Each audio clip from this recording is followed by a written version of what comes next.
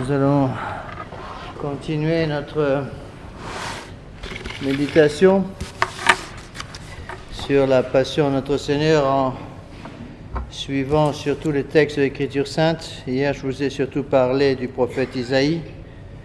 Aujourd'hui, on va suivre plutôt le prophète Jérémie. L'Église donne toutes ces lectures qui sont très importantes. L'Église va les donner essentiellement au bréviaire du prêtre. Ces lectures que je vous donne sont tirées en fait de l'office des matines, donc on a eu au cours de cette dernière semaine. Je vous rappelle l'esprit dans lequel l'Église considérait donc l'importance de la dévotion au cœur immaculé de Marie pour atteindre notre Seigneur Jésus-Christ. Encore une fois, surtout pendant la Passion, je vais expliquer comme ça, c'est comme ça qu'expliquent pratiquement tous les pères. Il y a, humainement parlant, quelque chose de répulsif dans la Passion. Et c'est normal. Notre Seigneur Jésus-Christ qui accepte la flagellation, qui accepte le couronnement d'épines, qui va souffrir comme un malfaiteur, qui est écrabouillé littéralement par la croix, il y a quelque chose de répulsif. La nature humaine se refuse à accepter ces choses-là, même si la foi intervient. Avant que j'oublie, Monsieur l'abbé Guépin est à votre disposition confessionnelle jusqu'à 8h30. Donc, s'il y en a qui veulent se confesser avec lui, vous pouvez le faire maintenant. Et donc, le bon Dieu ne veut pas détruire, bien sûr, ce caractère un peu répulsif de la passion. Pourquoi? Parce qu'on a besoin de ça pour comprendre le prix du péché. Si la passion était quelque chose de facile à considérer, on ne comprendrait pas la gravité du péché. C'est justement en considérant les souffrances de notre Seigneur Jésus-Christ qu'on peut, avec la grâce du bon Dieu, en conclure que le péché c'est quelque chose de grave. Et comme le bon Dieu sait cela, il va donc mettre au pied de la croix la créature la plus douce qu'il ait jamais créée, à savoir notre Seigneur Jésus-Marie. Rappelez-vous ce texte que je vous ai cité la dernière fois, de Saint Bernard.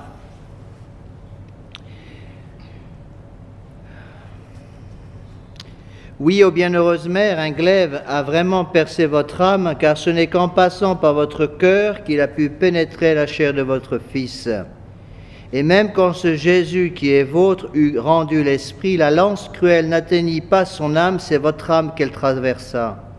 L'âme de Jésus n'était déjà plus, mais la vôtre ne pouvait s'en détacher. Donc, les pères de l'Église expliquent cette union très magnifique qui existe entre le cœur immaculé de Marie d'un côté et le cœur sacré de Jésus ouvert sur la croix de l'autre côté. C'est-à-dire que le cœur immaculé de Marie qui est toute douceur, si vous voulez, toute miséricorde en quelque sorte, et notre Seigneur Jésus-Christ qui, par sa mort sur la croix, exerce sa justice contre le péché. Et la dévotion au cœur immaculé de Marie ne peut donc pas être séparée de la dévotion au cœur sacré de Jésus. La dévotion au cœur immaculé de Marie nous aide à porter la croix. On peut aussi utiliser, je vous l'ai déjà dit la dernière fois, hier, je crois, que l'oraison magnifique de la fête de Notre-Dame des Sept Douleurs. Je vous le répète, avant d'avancer, ô Dieu, dans la passion duquel, suivant la prophétie de Siméon, un glaive de douleur transperça l'âme très douce de la glorieuse Vierge Marie, votre mère, faites dans votre bonté que, célébrant avec vénération le souvenir de son cœur percé et de ses douleurs, nous puissions, par les glorieux mérites et l'intercession de tous les saints qui se tinrent fidèlement auprès de la croix, recueillir les heureux fruits de votre passion. Donc, l'oraison de la fête de Notre-Dame de cette douleur donc, nous demande les grâces pour que nous puissions nous tenir fidèlement auprès de la croix. Rappelez-vous les premiers mots du Stabat Mater. Stabat Mater. La Très Sainte Vierge Marie, Stabat, elle se tenait debout. Se tenir debout, staré en latin. Le Très Sainte Vierge Marie se tenait debout au pied de la croix, dans la force. Il ne faut pas s'imaginer une Très Sainte Vierge Marie, je dirais, en pleurs et pleurait au pied de la croix. Elle était forte comme une armée en bataille. Et c'est de cette force dont nous avons besoin. Donc hier, j'avais cité tous ces textes du prophète Isaïe. Cette fois-ci, il y a des textes magnifiques du prophète Jérémie. Nous avons ces textes. Le prophète Jérémie est choisi par l'Église pour nous préparer au Triduum sacré. Donc, tous ces textes qui commencent au dimanche des Rameaux. Et voilà donc d'abord ce qu'annonce notre Seigneur en début donc de la première leçon des matines du dimanche des Rameaux. Notre Seigneur dit à son peuple, donc il parle à nous, car mon peuple a fait deux mots. Premier mot, ils m'ont abandonné, moi, source d'eau vive. Deuxième mot, ils se sont creusés des citernes entrouvertes qui ne peuvent retenir les eaux. Bon, le prophète Jérémie disait ça plusieurs siècles avant notre Seigneur Jésus-Christ. Imaginez ce qu'il pourrait dire aujourd'hui. Donc, ils m'ont abandonné, moi, source d'eau vive, premier crime. Ils ont creusé des citernes qui ne peuvent retenir les eaux. Qu'est-ce qu'il y a derrière ça? Il y a le crime d'idolâtrie. Le crime d'idolâtrie qui consiste à rejeter notre Seigneur Jésus-Christ d'un côté et de remplacer notre Seigneur par quelqu'un qui n'est pas Dieu. C'est le crime particulier des Juifs. Dès que le bon Dieu, on peut dire littéralement, dès que le bon Dieu avait le dos tourné, on le voit très bien dans le texte de l'Ancien Testament, dès que le bon Dieu littéralement avait le dos tourné, immédiatement les Juifs se jetaient littéralement sur l'idolâtrie. On le voit très bien, par exemple, lorsque Moïse est monté au sommet du mont Sinaï. Bon, il était avec notre Seigneur, avec Dieu, et le peuple, fatigué d'attendre, immédiatement, qu'est-ce qui se passe? Aaron va donc fabriquer un veau d'or, et immédiatement l'adoration du veau d'or, donc l'idolâtrie. Et donc, quand notre Seigneur Jésus-Christ, quand Dieu dit « Ils m'ont abandonné, moi, source d'eau vive », ça veut dire quoi? Ça veut dire qu'ils ont changé de Dieu. Ils ont changé le vrai Dieu et remplacé le vrai Dieu par un faux Dieu. C'est donc pas simplement l'idolâtrie, c'est tout, si vous voulez, l'écuménisme du monde moderne. Et cela nous aide à comprendre que les péchés qui font le plus de mal à Dieu ne sont pas, encore une fois, contrairement à ce qu'on croit, j'ai expliqué ça vendredi dernier au catéchisme, les péchés qui font le plus de mal, qui font le plus souffrir notre Seigneur, ne sont pas, contrairement à ce qu'on pense, les péchés charnels. Les péchés qui font le plus souffrir Dieu sont les péchés d'intelligence, surtout l'idolâtrie. C'est un péché de l'intelligence. On dit que le démon est beaucoup trop, ne peut pas commettre le péché d'impureté, il n'a que mépris pour cela. Il n'a pas de corps, donc il ne peut pas commettre un péché d'impureté. Le péché du démon, c'est le péché d'orgueil. Et donc le reproche de notre Seigneur Jésus-Christ, on retrouvera ça dans les impropères, le reproche de notre Seigneur Jésus-Christ, c'est d'avoir choisi un autre Dieu. De mettre le bon Dieu de côté et de choisir à la place de Dieu quelqu'un qui est absolument incapable de nous donner ce que nous donnait le bon Dieu. C'est la raison pour laquelle le prophète Jérémie compare ces faux dieux à des citernes qui ne peuvent pas retenir l'eau. C'est-à-dire ça apparaît extérieurement comme une citerne. Une citerne, c'est fait pour retenir l'eau. Au Moyen-Orient, c'est quelque chose de fondamental. Sans eau, il n'y a pas de vie. C'est un pays très sec. Et donc, une citerne qui apparaît comme telle et qui est incapable de retenir l'eau, c'est une image du faux Dieu. Et donc, on rejette notre Seigneur Jésus-Christ pour s'attacher à quelqu'un qui n'est pas Dieu, en toute connaissance de cause. Et c'est vraiment le crime le plus grave, parce que c'est un crime qui va directement contre le premier commandement. Je suis le Seigneur ton Dieu, tu n'auras pas d'autre Dieu en ma présence. Attention, il n'y a pas simplement la première partie, je suis le Seigneur ton Dieu, il y a la deuxième partie qui est là aussi. Tu n'auras pas d'autre Dieu en ma présence. C'est-à-dire, le crime d'idolâtrie, c'est de refuser, plus exactement, en toute connaissance de cause, de donner l'adoration à une créature. C'est donc du panthéisme. Il faut bien comprendre cela. Le péché, c'est d'abord cela. Tout le péché de libéralisme, par exemple, c'est ça. Le péché par lequel on donne la même valeur au vrai et au faux, c'est ça. Quand on donne les mêmes valeurs au vrai et au faux, quand on met notre Seigneur Jésus-Christ sur un pied d'égalité, quand on donne les mêmes pouvoirs à Barabbas et à notre Seigneur Jésus-Christ, en sachant très bien que notre Seigneur Jésus-Christ est Dieu et que Barabbas est un bandit, on commet ce crime qu'ont commis les Juifs.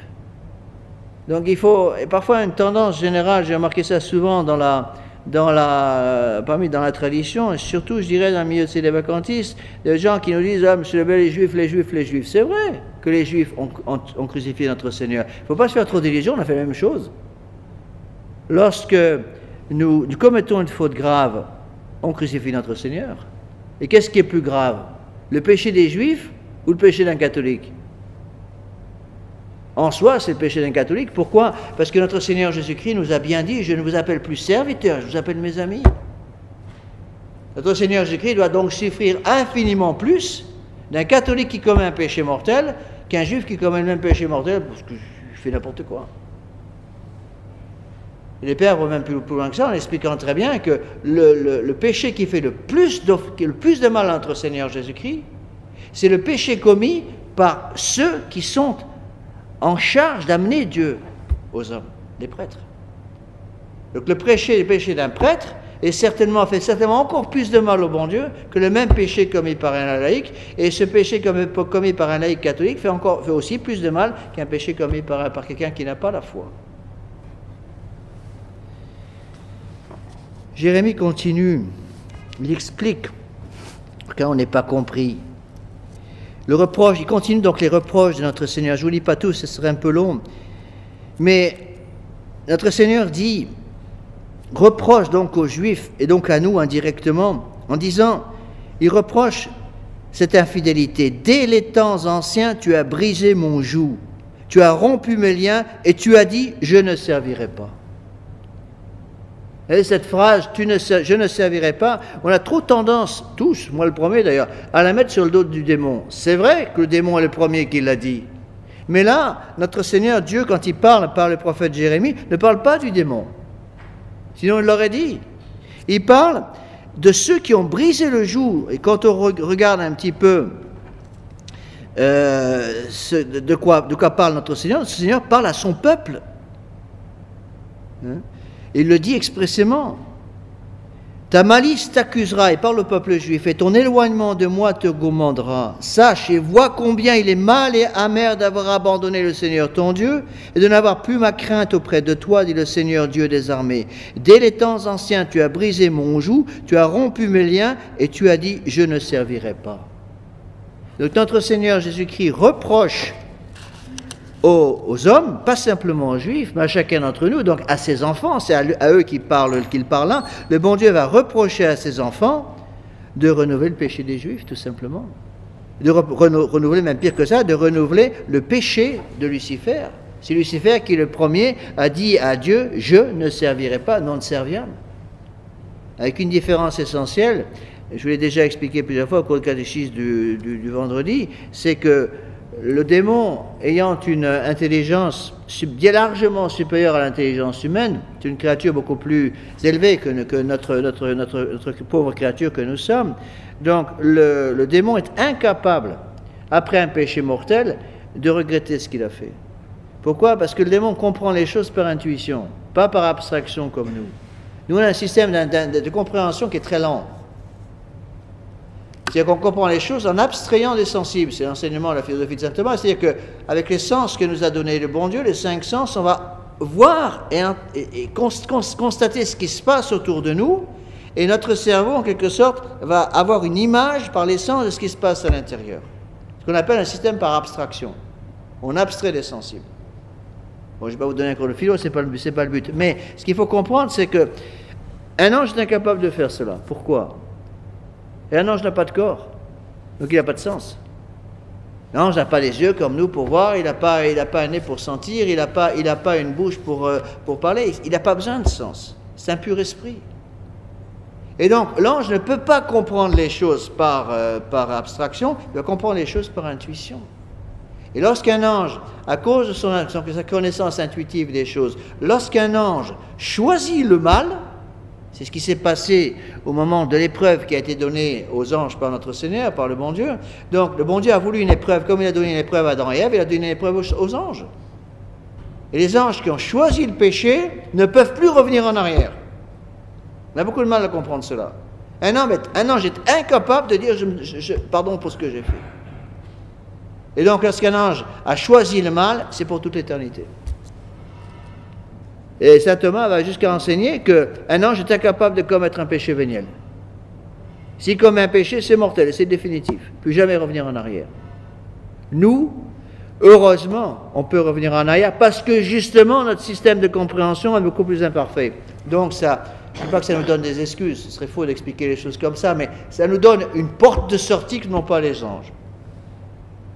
C'est la raison pour laquelle le bon Dieu, voyant que l'homme lui désobéissait à sa loi, qu'est-ce que fait le bon Dieu? Eh bien, le bon Dieu a choisi justement de mourir pour nous, en quelque sorte, pour nous ouvrir cette porte de secours. La porte de secours, c'est quoi? C'est la contrition de ce qu'on a fait. Et donc, si un ange ne peut pas demander pardon pour ce qu'il a fait, nous le pouvons. Mais n'oubliez pas, le gros obstacle, il le dit expressément, dès les temps anciens, tu as brisé mon joug, tu as rompu mes liens, tu as dit, je ne servirai pas. Et il parle à chacun d'entre nous, il parle à son peuple, à sa famille, à ses enfants. Et donc il explique quoi? Le gros obstacle, c'est l'orgueil. De même que le non serviable, je ne servirai pas des anges, si vous voulez, a été ce qui a perdu définitivement les anges.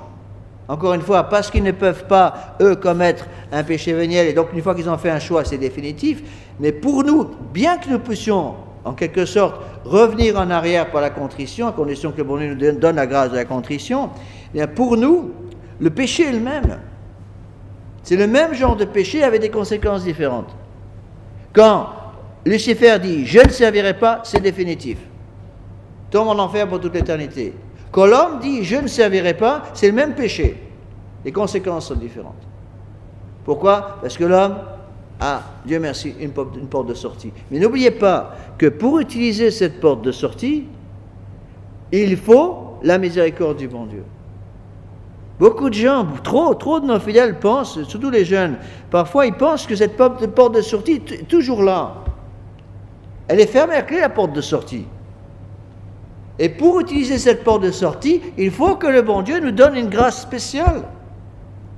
Souvent on pense, si j'ai commis un péché mortel, je vais avoir la contrition de ce que j'ai fait et je vais pouvoir aller me confesser. Attention, il y a une condition sine qua non, laquelle? Que Dieu nous donne, nous donne la supernaturalité, on peut dire comme ça, c'est un barbarisme, mais la supernaturalité de la grâce, d'une certaine grâce. Il ne va pas nous donner la grâce sanctifiante, puisque le péché mortel est empêche le travail de la grâce sanctifiante. Mais pour pouvoir regretter notre péché après un péché grave, qu'est-ce qu'il faut? Il faut une grâce spéciale qu'on appelle une grâce actuelle. Et qui tient la porte, la clé de la grâce actuelle? Le bon Dieu.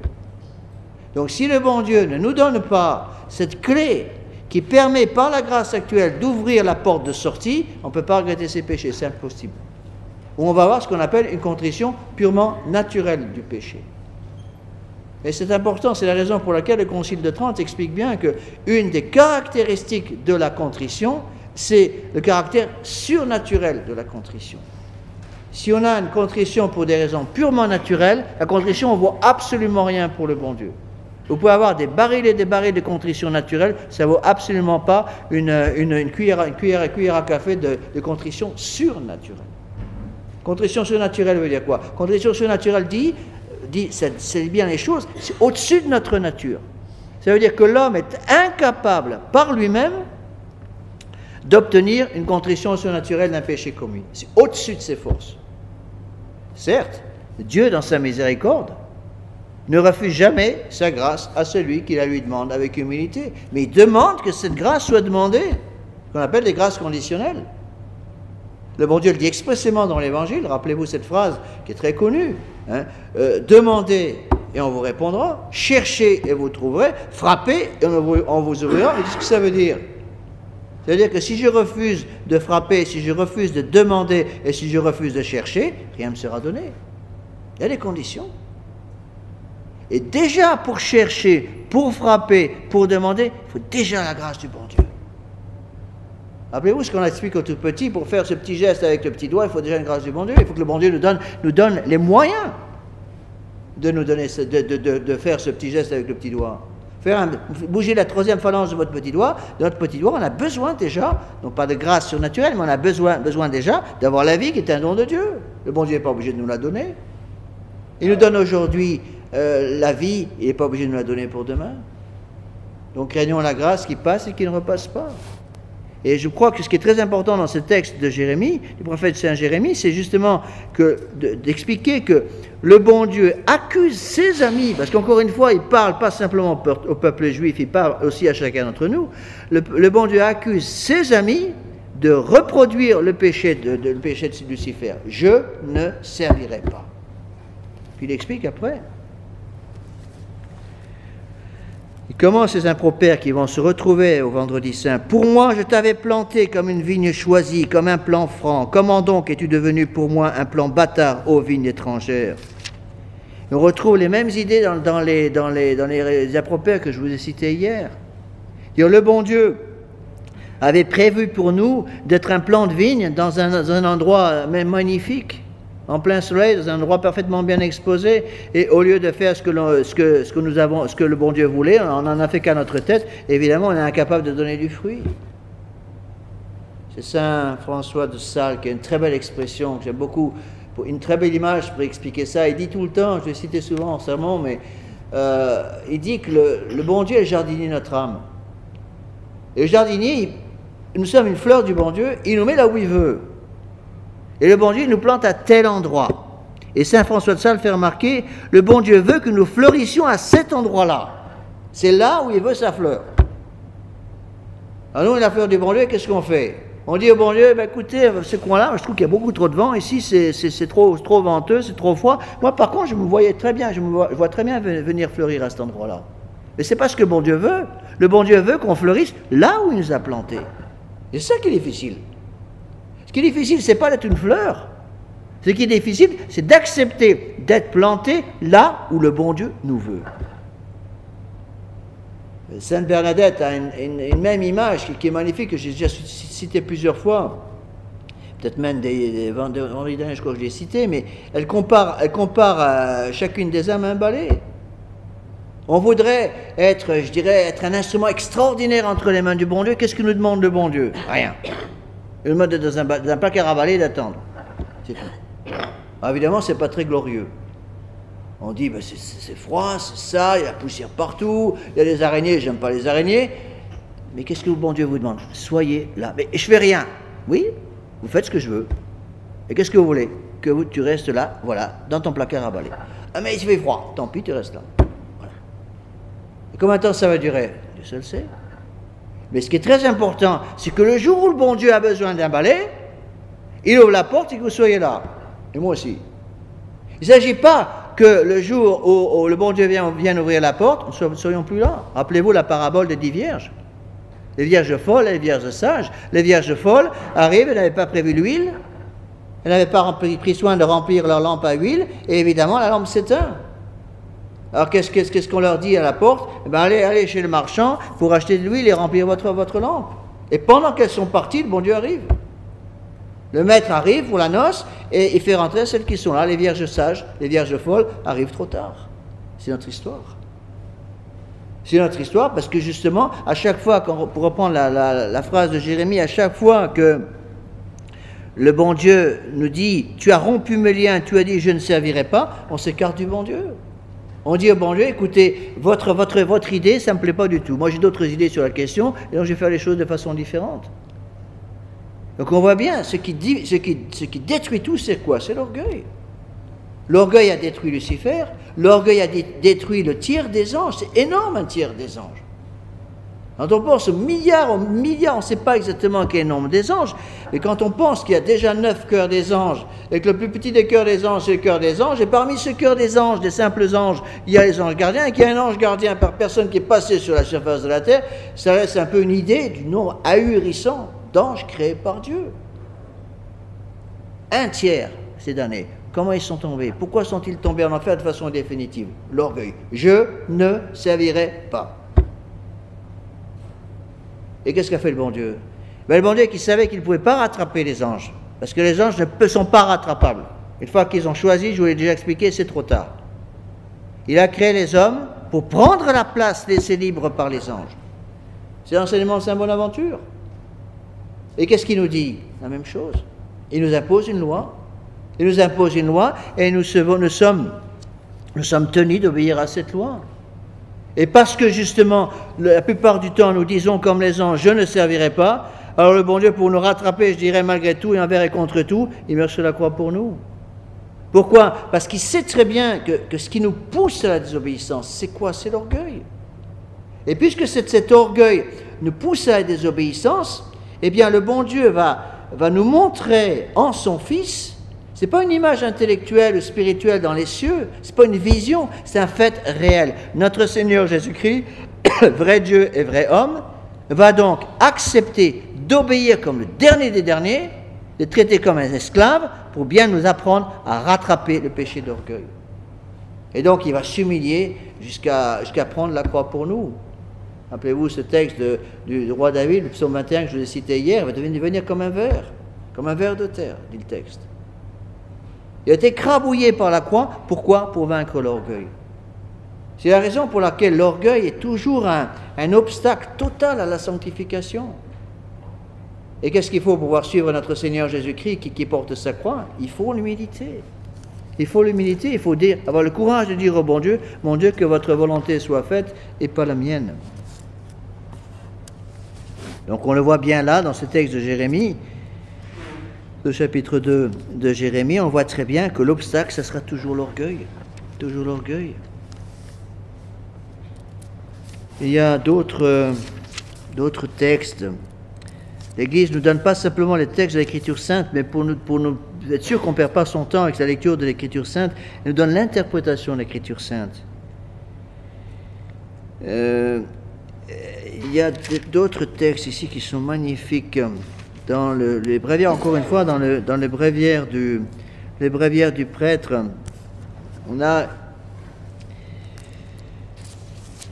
Le bon Dieu explique et va nous donner, c'est très beau, alors qu'on est en plein milieu de la passion, le bon Dieu va nous donner comme exemple, à Saint Jean chapitre 12, cette femme qui est venue au pied de notre Seigneur Jésus-Christ, qui a brisé son vase d'albâtre pour répandre un parfum précieux sur les pieds de notre Seigneur. Et ça, c'est l'image du pécheur repentant. C'est la raison pour laquelle l'Église donne aux prêtres la méditation de cet évangile. C'est l'évangile c'était l'évangile de lundi dernier, lundi de la semaine sainte, on dit hier en fait. Et c'est tout à fait ça. Et voilà l'explication qui nous est donnée. L'Église explique bien, c'est un texte de saint Augustin. L'Église explique bien que cette image de Sainte Marie-Madeleine, les pères ne sont pas tous d'accord pour savoir qui était cette femme, mais vraisemblablement c'est Sainte Marie-Madeleine, c'est au moins une des interprétations acceptables. Les pères expliquent bien que notre Seigneur Jésus-Christ, qui accepte d'être touché par une femme de mauvaise vie, représente notre Seigneur Jésus-Christ qui, dans sa miséricorde infinie, accepte d'être touché par le pécheur. Et cette femme qui brise le col d'un vase d'ivoire pour répandre sur les pieds de notre Seigneur Jésus-Christ, de son Dieu, un parfum très précieux, c'est l'image de la contrition. Et voilà comment explique saint Augustin, c'est splendide. Qui que tu sois, veux-tu être une âme fidèle, répands avec Marie sur les pieds du Seigneur un parfum précieux.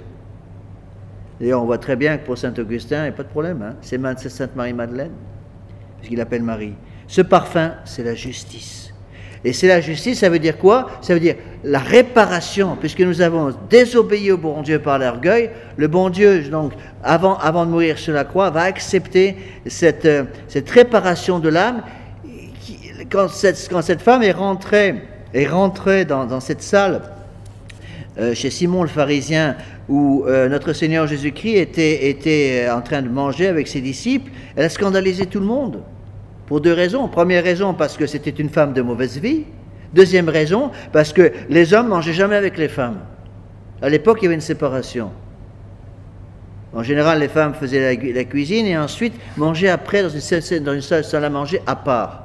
Et donc, il y a un scandale qui est donné par cette femme qui est en plus une femme de mauvaise vie, qui arrive, qui n'a pas honte de se jeter aux pieds de notre Seigneur Jésus-Christ, de briser le col de son vase et de verser sur les pieds de notre Seigneur Jésus-Christ ce nard précieux et s'entendre dire « Allez en paix, vos péchés sont pardonnés ». Et saint Augustin explique « Tu cherches, toi, à opérer la justice », ça veut dire quoi? C'est-à-dire, tu cherches, toi, à réparer le mal qui a été fait. La justice, c'est ça, c'est rendre à chacun ce qui est dû. Tu cherches à opérer la justice, le juste vit de la foi. Alors, oint les pieds de Jésus par une vie sainte. Suis les traces du Seigneur, essuie ses pieds avec tes cheveux. Si tu as du superflu, donne-le aux pauvres, et tu auras essuyé les pieds du Seigneur, car les cheveux semblent pour le corps quelque chose de superflu. Vous voyez le sens mystique qui est derrière. Les pères d'église, tout de suite regardent les sens mystiques, c'était ça qui les intéressait. On a complètement perdu aujourd'hui dans le monde moderne, complètement perdu cette idée du sens mystique de l'Écriture sainte. Et quand on lit les pères de l'Église sur l'Écriture sainte, c'est que ça. Dans le monde moderne, même avec l'exégèse moderne, et même déjà autour des années 60, c'était uniquement l'exégèse moderne, l'exégèse positiviste. Et Saint Augustin explique davantage. La maison fut remplie de l'odeur du parfum. Le monde s'est rempli de la bonne renommée, car la bonne odeur, c'est la bonne renommée. De même que le péché qui mène notre Seigneur Jésus-Christ à la croix a une odeur pestilentielle, de même la contrition qui est représentée par ce nard précieux qui est mis sur les pieds du Seigneur, la bonne odeur, si vous voulez, représente la vertu de justice par laquelle l'âme, regrettant son péché, se précipite au pied de notre Seigneur. Mais la question qu'il faut nous poser et bien comprendre, c'est fut-il possible pour Sainte Marie-Madeleine d'avoir fait ce geste sans une grâce particulière du bon Dieu? La réponse est catégoriquement non. Comment la très sainte Vierge Marie a-t-elle, comment Sainte Marie-Madeleine, comment a-t-elle reçu cette grâce? La tradition est là pour nous dire, beaucoup de pères expliquent comme ça, c'est magnifique, ils expliquent que la Sainte Marie-Madeleine a entendu un sermon de notre Seigneur. Notre Seigneur prêchait à la foule, c'est avant sa passion. Longtemps avant sa passion, elle entend un sermon de notre Seigneur. Et elle est toute remuée par ce sermon, par ces paroles divines qui sortent des lèvres de notre Seigneur Jésus-Christ. Et puis lorsque notre Seigneur Jésus-Christ, après se retire, elle est toute bouleversée par ce qu'elle a entendu. Mais aussi bouleversée par ses péchés. Dieu lui avait déjà donné à ce moment-là une grâce actuelle. Et qu'est-ce qu'elle va faire? Et d'aller voir la très sainte Vierge Marie. Et d'aller voir la Mère du bon Dieu. Et puis elle a commencé sa confession générale auprès de la Sainte Vierge, c'est sûr. Et la très sainte Vierge Marie a dû l'arrêter en lui disant, mais Marie, je ne peux pas te donner l'absolution. Je n'ai pas ce pouvoir. Mais vous êtes la Mère de Dieu. Oui, je suis la Mère de Dieu, mais le bon Dieu ne m'a pas donné ce pouvoir. Il a donné à ses prêtres, mais pas à moi. Et comme le sacerdoce n'était pas encore institué à l'époque, les prêtres ne pouvaient même pas l'absoudre. Alors, Sainte Marie-Madeleine a dû se décourager en disant, mais alors je fais quoi? Et la très sainte Vierge Marie de lui dire, allez vers mon Fils.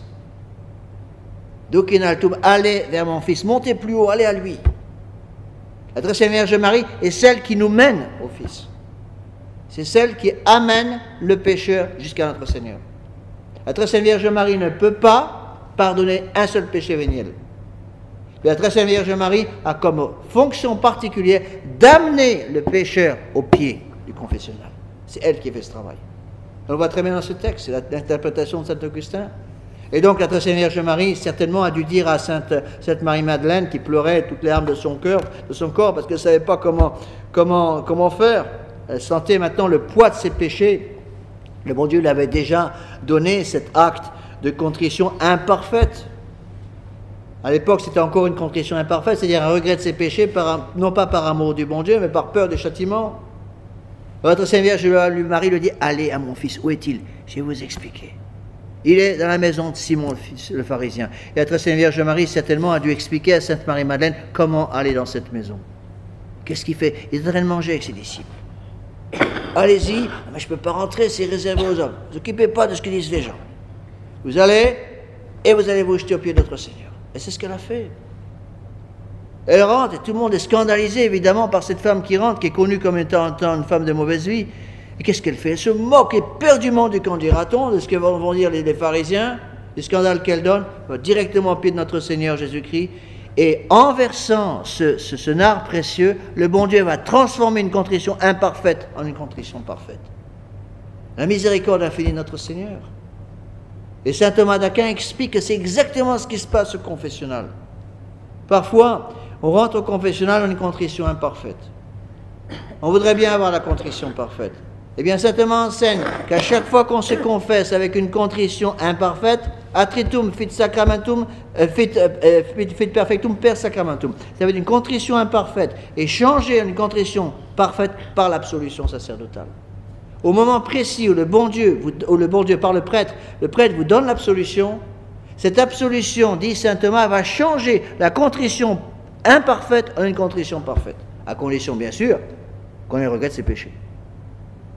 Donc si on n'est pas capable d'arriver au confessionnal avec une contrition parfaite, et c'est quand même des grâces très spéciales que le bon Dieu ne demande pas à tout le monde, le bon Dieu, dans sa miséricorde infinie pour nous, une fois qu'on a accepté d'aller au confessionnal, immédiatement, dès que l'absolution est donnée, il change la contrition imparfaite, une contrition parfaite qui détruit immédiatement tous les péchés. C'est un acte de charité parfaite. On le voit très bien. On le voit dans la conversion de grands pécheurs. Vous avez tous entendu parler de la conversion de Charles de Foucault, par exemple, à Paris. Je me souviens à Saint-Ignace, c'est la chapelle à l'église Sainte-Victoire. Eh bien, Charles de Foucault était un bandit sur le plan moral. C'est un officier de l'armée française qui ne se préoccupait absolument pas du bon Dieu. C'est un coureur de jupons à longueur de journée et il ne s'occupait pas du bon Dieu. Et il rentrait dans cette église pour visiter l'église. Il n'était même pas intéressé du tout par le bon Dieu, s'en fichait complètement. Qu'est-ce qui l'intéressait? C'était d'un amoureux de l'art, il voulait voir les vitraux de l'église. Bon, c'est pas quand même la meilleure des raisons pour rentrer dans une église. Il est rentré dans l'église exclusivement pour voir les vitraux, c'est tout. Aucune bonne volonté. Mais bon Dieu était là. Et à côté, dans un coin de l'église, alors que Charles de Foucault déambulait dans l'église en train de regarder ses vitraux, il a quand même voulu avoir quelques explications historiques sur les vitraux. Il avait un prêtre qui traînait près d'un confessionnal, il est allé voir ce prêtre. Et il a commencé à lui demander des questions historiques sur les vitraux. Qu'est-ce qu'a dit le prêtre? Mettez-vous à genoux et confessez vos péchés. Il a dit, mais attendez, je ne suis pas venu pour ça. Moi, je suis venu pour les vitraux. Alors, les vitraux, c'est quoi l'histoire des vitraux? Mettez-vous à genoux et confessez vos péchés. Je ne suis pas venu pour ça. Mettez-vous à genoux et confessez vos péchés. Et toujours rien. Aucune grâce du bon Dieu. Mettez-vous à genoux et confessez vos péchés. Et Charles de Foucault explique bien dans son autobiographie ce combat terrible qu'il y a eu en lui. Et il dit, au moment précis où mes deux genoux ont touché la planche du confessionnal, la genouillère du confessionnal était convertie. À tel point que l'abbé qui a reçu sa conversion, qui a reçu sa confession générale, l'a compris tout de suite et il a été baptisé extrêmement rapidement. Donc d'habitude, on fait attendre les pécheurs pendant une longue période de temps avant de les baptiser. On fait toujours attendre une période de probation. Eh bien, qu'est-ce qui s'est passé? Le bon Dieu avait demandé un geste. Il a fallu une coopération qui est déjà le fruit de la grâce, mais ce fruit de la grâce travaille avec notre volonté propre. Travailler avec la volonté propre de Charles de Foucault. Charles de Foucault avait la liberté de dire non, tout en respectant la toute-puissance de la grâce divine. Comment ces deux choses sont possibles? C'est un des plus grands mystères de la foi catholique. Le bon Dieu respecte notre liberté et en même temps, la grâce est toute-puissante. Et donc la grâce est toute-puissante sans détruire la volonté propre de l'individu. Et on le voit très bien dans Saint Charles de Foucault, il a fallu qu'il se mette à genoux. Et c'est au moment précis où il s'est mis à genoux, il dit c'était comme si, si vous voulez, un aveuglement spirituel qui a été ôté, j'ai ouvert les yeux, j'ai vu la lumière. Il a reçu l'absolution du prêtre et il est devenu Charles de Foucault. Bon, certes, il n'est pas canonisé par l'Église, mais il n'a jamais été canonisé par l'Église à cause de sa manque de prudence, surtout. Manque de prudence dans sa règle, qui était trop sévère. Il y a eu un manque de prudence et ça suffit pour bloquer sa canonisation. Eh bien, mes bien chers frères, c'est exactement notre histoire. C'est ce que veut notre Seigneur pour chacun d'entre nous. Notre Seigneur Jésus-Christ, qu'est-ce qu'il demande? Il porte la croix devant nous, et pour nous aider à comprendre la gravité du péché, eh bien, il a pris une croix très pesante. Il aurait pris une croix de deux bouts de bois tout petit. Il a pris deux énormes, ou au moins une énorme poutre. On pense, les historiens qui ont fait des études sur le sujet, pensent que la poutre devait peser à peu près autour de 70 kilos. Alors que notre Seigneur Jésus-Christ avait déjà supporté la flagellation et perdu beaucoup de sang. Ben notre Seigneur Jésus-Christ va, si vous voulez, devenir devant nous comme le dernier des derniers, traité comme un esclave. Hein? Non seulement ça, mais en plus crucifié entre deux bandits. Et qu'est-ce qu'il fait? Pourquoi fait-il cela? Pour nous obliger à ouvrir les yeux. Quand on suit notre Seigneur Jésus-Christ, si notre Seigneur Jésus-Christ nous avait fait un grand cours dogmatique sur la gravité du péché, on l'aurait écouté en disant oui, bon, d'accord, oui, le péché c'est grave, oui. On n'aurait rien compris. Alors qu'est-ce qu'il fait notre Seigneur? Il va nous se présenter avec des foudres pour nous foudroyer du regard? Pas du tout. Qu'est-ce qu'il fait? Puisqu'il est homme, il se met comme le rebut des hommes, dit le roi David. Le dernier des derniers, il se met en plus écrabouillé sur une croix, crucifié entre deux larrons, pour que même le cœur le plus dur, le plus sec, soit obligé de voir ce qu'est l'amour du bon Dieu pour nous. Et c'est en considérant cet homme Dieu qui meurt sur la croix, c'est à ce moment-là qu'on comprend tout. Je me rappelle un confrère que je connaissais qui avait été nommé aux Indes, à Tuticorin, dans le sud de l'Inde. Il avait dû apprendre la langue locale, le tamoul. Pas des langues faciles à apprendre. J'ai vu l'alphabet. J'ai simplement vu l'alphabet tamoul, c'est que des cercles. Ça donne le tournis rien que de voir l'alphabet. Des langues impossibles à apprendre. Eh bien, ce prêtre a dû apprendre le tamoul. Bon. Puis une fois qu'il savait le tamoul, qu'il avait bien compris le tamoul, il était nommé en Belgique. Bon, mais ça c'est autre chose. Bon, mais à l'époque, il était là-bas au sud de l'Inde, il a dû apprendre le tamoul. Il était très doué pour les langues, contrairement à moi. Et son professeur était un espèce un bouddhiste, quoi, ou un hindouiste, là-bas c'est plutôt l'hindouisme. Un hindou, bon, qu'il appelait Sami. Sami, ça veut dire le gourou, en indien. Et vous savez que les hindous sont polythéistes, ils croient en plusieurs dieux. Et donc ce monsieur a donné ses cours de tamoul à mon confrère pour lui apprendre le tamoul. Et puis de temps en temps, ils arrivaient à bavarder une espèce d'anglais, à moitié en anglais, à moitié en tamoul. Et ils parlent anglais là-bas, au moins les personnes un peu cultivées. Et ce professeur, cet homme qui était un hindou, si vous voyez, qui ne connaissait rien de notre Seigneur. Et donc ce prêtre lui a parlé un petit peu de notre Seigneur. Et l'autre savait un petit peu, et lui a dit cette phrase extraordinaire, il a dit « Je sais que votre Jésus est un Dieu ». Pour lui, ce n'était pas l'unique vrai Dieu, puisqu'ils sont polythéistes. C'est un Dieu, un parmi d'autres. Et le prêtre lui a demandé « Mais comment tu sais ça ?» Et il a dit « Parce que, après tout ce qu'on lui a fait subir, il a dit « Père, pardonnez-leur, car ils ne savent pas ce qu'il faut. » Et ce païen a expliqué au prêtre, seul un Dieu peut prononcer cette phrase. Seul un Dieu peut prononcer cette phrase. Oui, pour nous expliquer, nous aider, si vous voulez, encore une fois, c'est là où on voit, si vous voulez, la bonté extraordinaire du bon Dieu. Il aurait pu, encore une fois, se contenter de nous faire des grands cours de dogmatique pour essayer de nous faire comprendre ce que c'était que le péché, on n'aurait jamais rien compris. Et qu'est-ce qu'il a fait? Il prend sa croix, il porte sa croix devant nous. Plus que ça, il accepte la flagellation, il accepte le couronnement d'épines, il accepte tous les outrages de la passion pour qu'on soit obligé de comprendre. Et comme on est encore tout tremblant au pied de la croix en disant « mais c'est quand même un peu lourd à porter tout ça », alors il dit juste avant de mourir « Femme, voici votre fils ». Ce fils, c'est son Église. C'est Saint Jean. Saint Jean qui vient d'être ordonné prêtre quelques heures auparavant. Saint Jean qui a été consacré avec quelques heures auparavant. Femme, voici votre fils, c'est ça. Et donc, le bon Dieu, en nous donnant sa mère, pour qu'elle devienne notre mère, nous indique qu'on trouvera toujours au pied de la croix le cœur immaculé de Marie. Et il faut avouer que de regarder le cœur immaculé de Marie, et de méditer sur le cœur immaculé de Marie, c'est un peu plus facile que de méditer sur le crucifixion. Le couronnement d'épines ou la flagellation. Le bon Dieu nous connaît.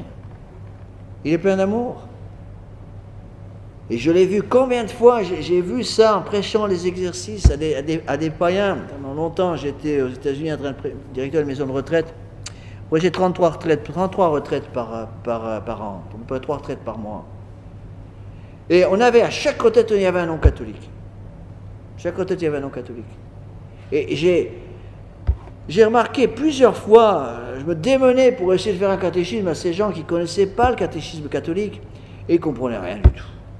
Ou en général, ils étaient durs comme la pierre, un cœur dur comme la pierre, je n'arrivais pas à les à les convaincre. Et c'est au moment où on commençait à parler de la passion, ils ne pouvaient pas se confesser, ils n'étaient pas encore catholiques.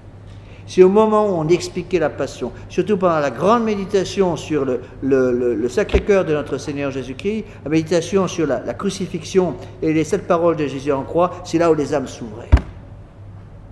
C'est là où les âmes s'ouvraient. Et à ce moment-là, on sentait que l'âme s'ouvrait, le bon Dieu donnait immédiatement ces grâces qu'il avait préparées pour toutes ces personnes qui étaient qu'il avait offensées jusqu'à présent, qui ne refusaient son Église, sans peut-être de bonne foi, sans connaître l'Église. À ce moment-là, il donnait les grâces et les personnes pouvaient, par elles-mêmes, tout de suite, elles venaient demander le baptême. Je ne baptisais jamais sur le champ, je baptisais l'année suivante. Parce que j'exigeais quand même une persévérance. Et souvent, je leur disais, écoutez, je vous baptiserai à votre 2e retraite, pas la première. Ils me téléphonaient tous les 3 mois pour refaire leur retraite. Et ils me disaient, monsieur l'abbé, vous avez dit qu'on ne pourrait pas être baptisé sur une 2e retraite, est-ce que je peux la faire tout de suite? Et les plus belles âmes que j'ai rencontrées dans ma vie de prêtre, les âmes missionnaires les plus extraordinaires, c'est les convertis. Je me rappelle cette âme extraordinaire, une protestante. Elle a tout compris à la première retraite. Quand elle est sortie de retraite, j'ai refusé la baptême, d'abord le baptême le 3e jour, j'ai refusé. Et je lui ai dit, non, vous allez vous former, faire votre catéchisme, je vous suis, inquiétez pas, et vous revenez l'année prochaine, on verra. Elle est revenue au bout de 9 mois, j'ai baptisé pendant la retraite, le 4e jour de la retraite. Et après, elle a commencé un apostolat à milieu protestant.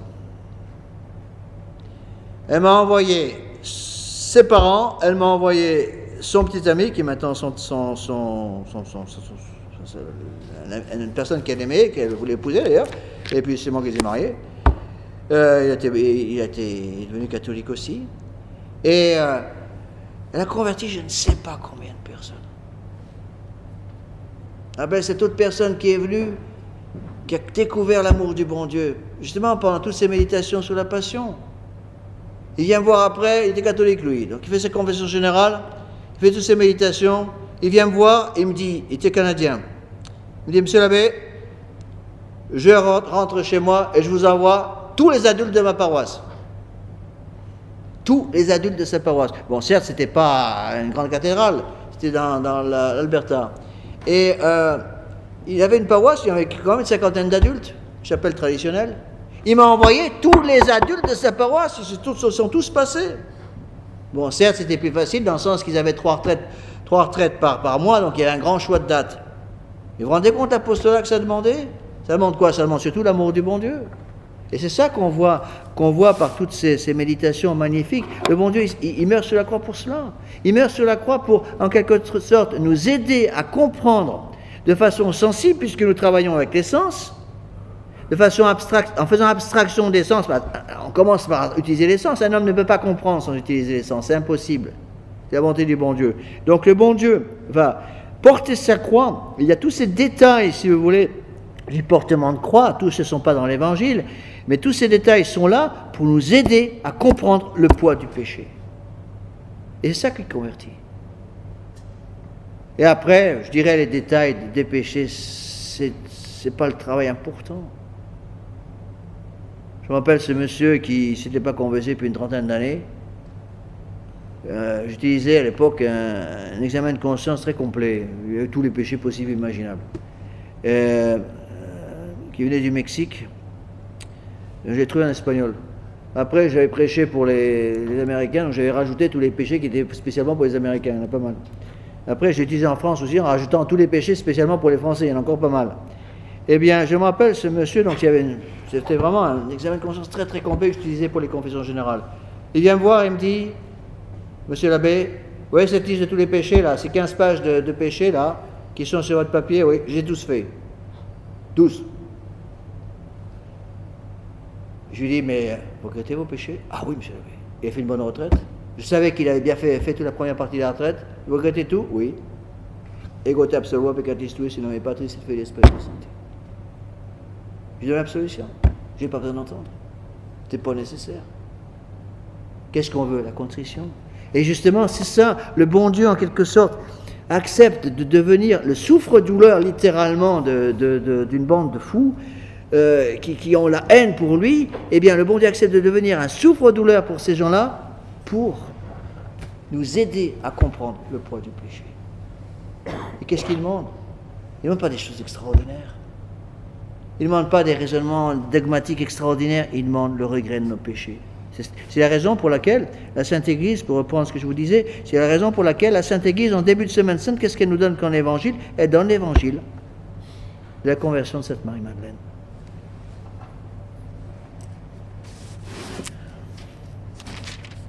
Encore d'autres textes. Je n'arrive pas à vous expliquer tout ce que je voulais vous expliquer, mais tant pis. Il y a un autre texte de Jérémie que je voudrais utiliser ça pour vous aider à comprendre.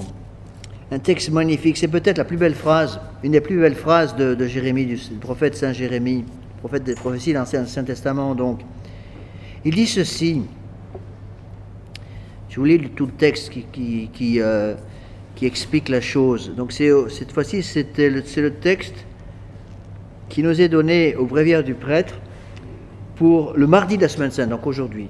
Donc ce matin, ou hier soir, pour ceux qui anticipent, j'ai donc dit dans mon bréviaire ces leçons-là. Et voilà ce que nous dit Saint Jérémie. Des pasteurs nombreux ont ravagé ma vigne. Ils ont foulé aux pieds mon partage. Ils ont fait de mon partage précieux un désert solitaire. Ils l'ont livré à la dévastation et il a pleuré sur moi. Par la désolation a été désolée toute la terre parce qu'il n'est personne qui réfléchisse en son cœur. Donc cette vigne dont notre Seigneur parle par Saint Jérémie, c'est quoi? C'est mon âme. Ils ont fait de mon âme un désert solitaire. Pourquoi notre âme est-elle désertique? Pourquoi notre âme est-elle désertique? Parce que Dieu a déserté cette âme. Et qui l'a mis dehors? C'est nous. C'est ça le péché. Et il dit bien, le crime, si vous voulez, capital, la désolation a été désolée par la désolation, a été désolée toute la terre parce qu'il n'est personne qui réfléchisse en son cœur. Personne ne prend le temps de réfléchir, donc de prier. C'est ça la méditation. La méditation, ce n'est pas quelque chose d'extraordinairement difficile. La méditation, c'est un acte d'amour. Considérer notre Seigneur Jésus-Christ qui est en train de porter sa croix et dire oh bon Dieu, ben voilà mon Dieu, je ne suis pas très doué, je ne sais pas très bien comment prier, mais vous êtes là, ben, je voulais simplement vous dire, je suis là, c'est tout. Je ne sais pas très bien comment parler, je ne sais pas très bien quoi dire, mais je suis là. On appelle la prière de la bûche. Prenez une bûche, mettez-la là, elle ne bouge pas, elle ne peut rien faire. Mais le jour où on a besoin de feu, prenez la bûche et la faites brûler. Et bon Dieu va laisser la bûche sur le coin du feu pendant peut-être 3 ou 4 mois, peut-être des années. Cette bûche, on a l'impression qu'elle ne sert à rien, mais le jour où on a besoin de feu, il faut la bûche. Eh bien, c'est la même chose pour nous. Nous aussi, il faut comprendre que notre âme est toute désolée. Notre vigne, dit Jérémie, a été transformée en un désert solitaire. Pourquoi? Parce qu'il n'y a personne qui réfléchisse en son cœur, parce que je ne suis plus capable, à cause de la sécheresse de mon âme, je ne suis plus capable d'adorer le bon Dieu. Et la conséquence, c'est la raison pour laquelle la conséquence de ce péché d'orgueil, je vous ai expliqué que, d'après le texte de Jérémie, que c'est le péché d'orgueil qui bloque tout. La conséquence directe du péché d'orgueil, c'est ce qu'on appelle l'aveuglement spirituel. L'aveuglement spirituel, c'est la dernière étape, c'est quand on ne voit plus rien. Incapable de se préparer une confession, incapable de demander pardon pour ses péchés, et on finit par littéralement perdre la foi. La conséquence de l'aveuglement spirituel, c'est la perte de la foi. Vous voyez? Donc faisons attention, comprenons que ce que nous demande le bon Dieu, ce ne sont pas des choses extraordinaires. Il ne demande pas des grands discours. Qu'est-ce qu'il demande? L'amour. C'est tout. Dire au bon Dieu, écoutez, voilà mon Dieu, je ne sais pas comment le dire, mais je voulais simplement vous dire, ben voilà, je m'excuse. Je m'excuse.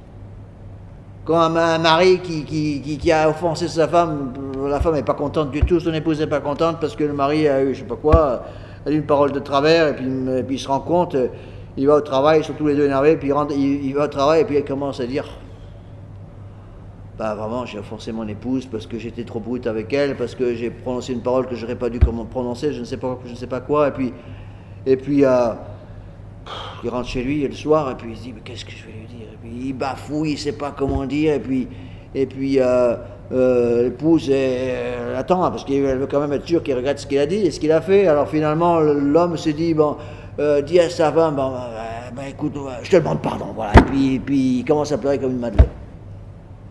C'est tout pardonné, tout de suite. La femme va le prendre dans ses bras, et bon, on n'en parle plus, c'est fini, c'est terminé, allez, je t'aime bien quand même, va. Mais tu recommences pas. Voilà. Et puis ce soir, tu m'invites au restaurant pour faire pardonner. Voilà, comme ça qu'ils font en général, comme ça que les femmes font.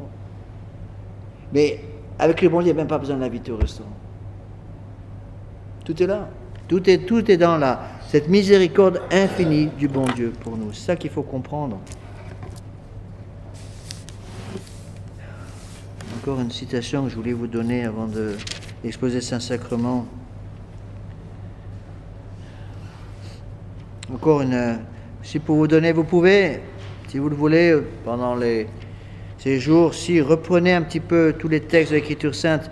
Vous n'avez pas le temps de lire tout Jérémie, c'est assez long, mais il y a des phrases magnifiques. Vous pouvez déjà étudier au moins sur votre missel. Je vous conseille aussi, pour tous ceux qui veulent mettre la main sur ce petit livre, c'est une merveille. Ça s'appelle comment ça s'appelle en français? C'est fait par Dongréa, le Bréviaire romain. C'est la traduction en français du Bréviaire. Et des merveilles. C'est un livre introuvable. Hein. On peut encore arriver à retrouver un peu, parfois chez des vieux bouquinistes. Moi, j'ai réussi à en retrouver deux. J'en ai un en Australie, et puis j'ai celui-là. Là. Vous avez tous les textes du Bréviaire. Voilà ce texte que je voulais vous citer. Seigneur, la tente d'Israël, tous ceux qui vous abandonnent seront confondus, parce qu'ils ont abandonné la source des eaux vives, le Seigneur. Guérissez-moi, Seigneur, je serai guéri. Sauvez-moi, je serai sauvé, parce que ma louange, c'est vous. Ne me soyez pas à effroi, mon espoir, c'est vous au jour de l'affliction. Parce que mon peuple m'a oublié, dit le Seigneur, sans en retirer aucun fruit, faisant des libations et se heurtant dans leur voie dans les sentiers du siècle, afin d'y marcher dans un chemin non frayé, afin que leur terre fût livrée à la désolation.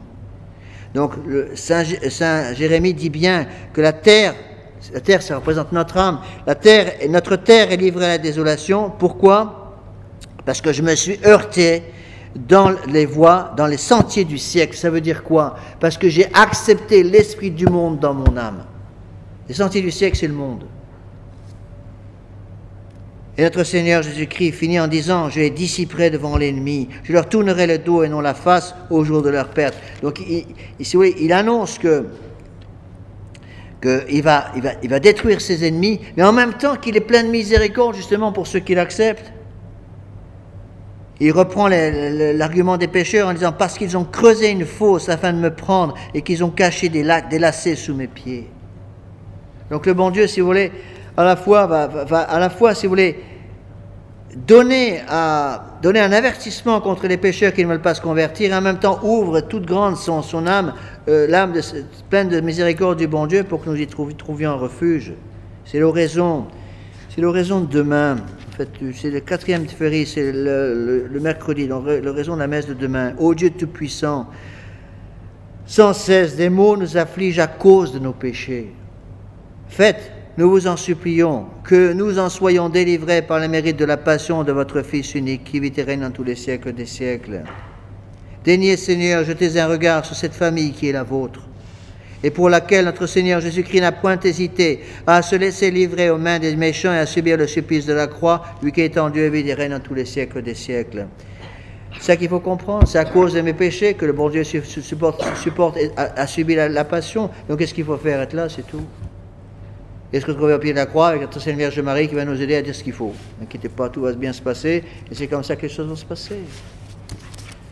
Maintenant, exposer le Saint-Sacrement, et nous allons réciter notre chapelet en même temps en méditant un petit peu sur ces belles choses.